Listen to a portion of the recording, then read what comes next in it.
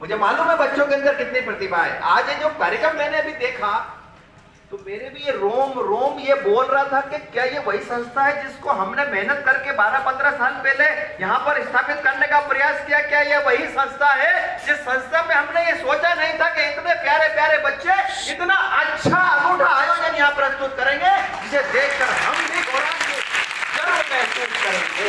जो कर्म आज तुम तुम्हारे माता पिता के साथ कर रहे हो, अकड़ के चलोगे ना तो औलादें तुमको भी होगी।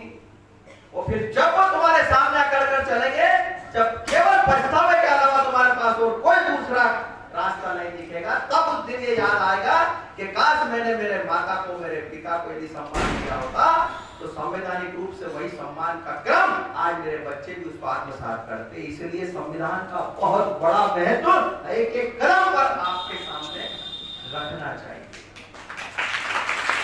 समाज में अन्याय को हम स्वीकार नहीं करेंगे। संवैधानिक रूप से इस बात का ध्यान रखें कि यदि कहीं अन्याय होता है तो उसका पुरजोर विरोध हम लोग करेंगे। और इसका सीधा सीधा उदाहरण हमको सामने महाभारत में दिखा कि दुर्योधन ने जब अन्याय किया तो गांधारी ने काली पट्टी आंख के ऊपर बांधी थी। यदि गांधारी वो काली पट्टी आंख पर नहीं बांधती तो ये महाभारत नहीं होती। उस बच्चे का, दुर्योधन का कान पकड़ कर कहती कि तू गलत है, लेकिन उसकी मां ने काली पट्टी बांधी। संविधान का मतलब नीति, नियम, कायदे, कानून, बॉयलाज।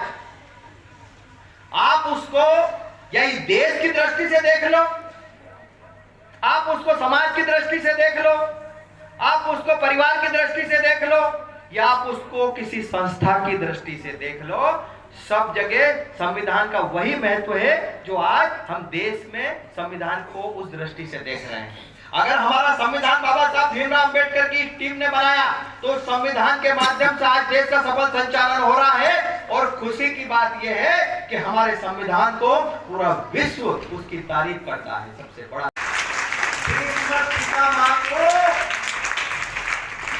ये श्राप दिया उस द्रौपदी ने, उस पांचाली ने, जब उसका चीरहरण हुआ, वो भीष्म पितामह नीचे गर्दन करके बैठे रहे।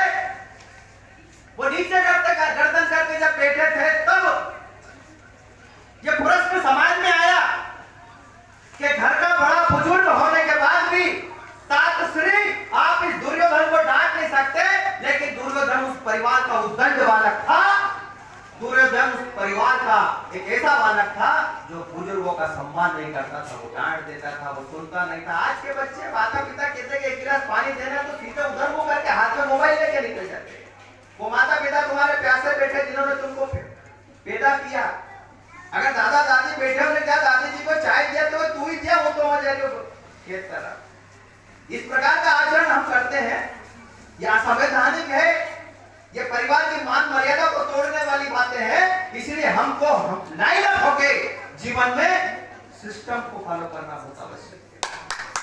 ये बता रहा था कि वो गांधारी को पांचाली ने श्राप दिया था भीष्म पितामह को, क्योंकि वो भीष्म पितामह के सामने वो द्रौपदी का चीरहरण हुआ। भीष्म पितामह नीचे गर्दन करके बैठे रहे और वो कौरव उस अबला नारी का चीरहरण करते रहे। तब उसने भीष्म पितामह की ओर देखा और कहा, तातश्री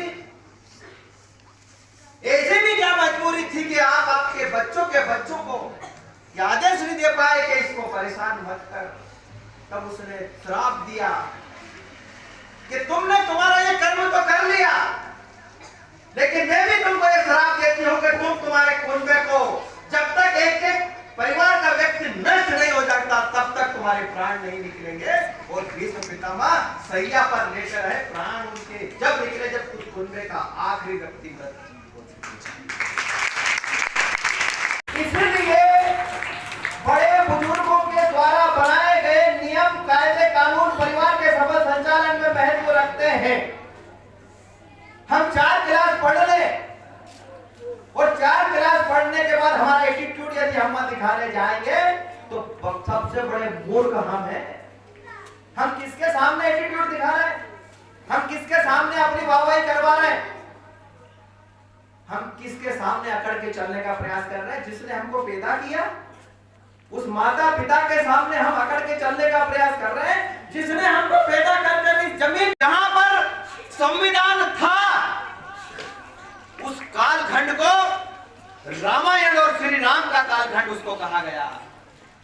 और जहां संविधान की अवहेलना हुई, उस कालखंड में महाभारत हुई है। जब नीति नियंत्रण नीति निर्धारण करके किसी राज्य के सफल संचालन की बात कही, तब क्या कारण आज पड़ा कि द्रौपदी का भरी सभा में चीरहरण हुआ। ये दृश्य हमने यहां दिखाया है। वो संविधान की उन्होंने पालना नहीं की। जिसने संविधान को नहीं माना, वहां महाभारत निश्चित है। और जिसने संविधान को माना, वहां पर प्रभु श्री राम और रामायण का चरित्र दिखाया जाएगा। वहां राम लक्ष्मण भरत शत्रुघ्न के प्रेम को दिखाया जाएगा, क्योंकि वो संवैधानिक रूप से उस राज्य का सफल संचालन किया।